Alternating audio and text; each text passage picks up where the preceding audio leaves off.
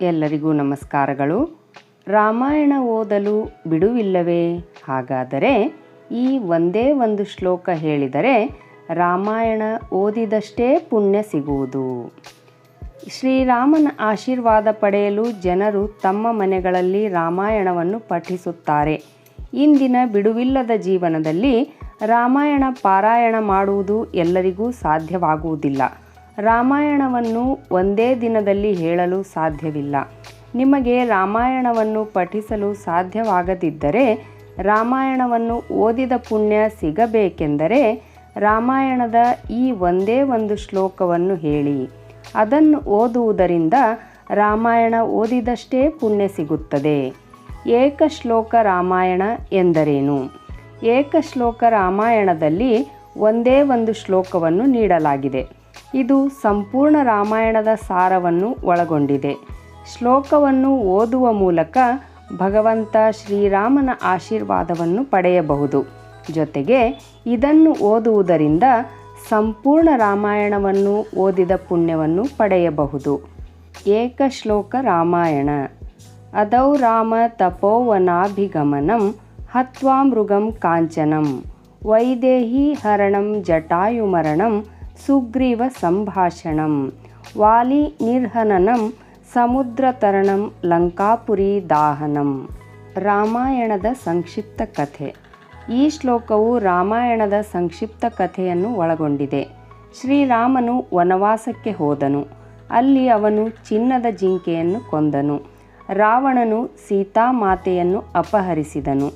ಜಟಾಯು ರಾವಣನಿಂದ ಕೊಲ್ಲಲ್ಪಟ್ಟನು. ಶ್ರೀರಾಮ ಮತ್ತು ಸುಗ್ರೀವ ಸ್ನೇಹಿತರಾದರು.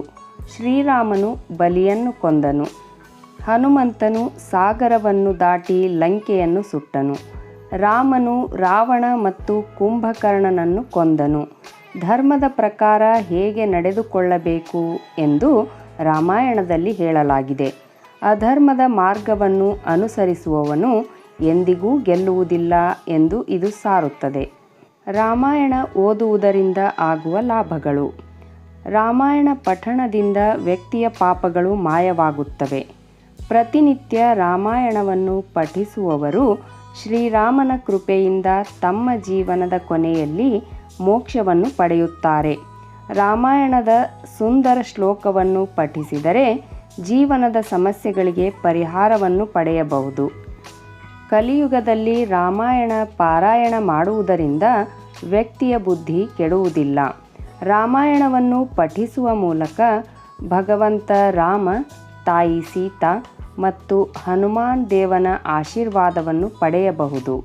ಶ್ರೀರಾಮನ ನಾಮವನ್ನು ಜಪಿಸುವುದರಿಂದ ಮೋಕ್ಷ ಪ್ರಾಪ್ತಿಯಾಗುತ್ತದೆ.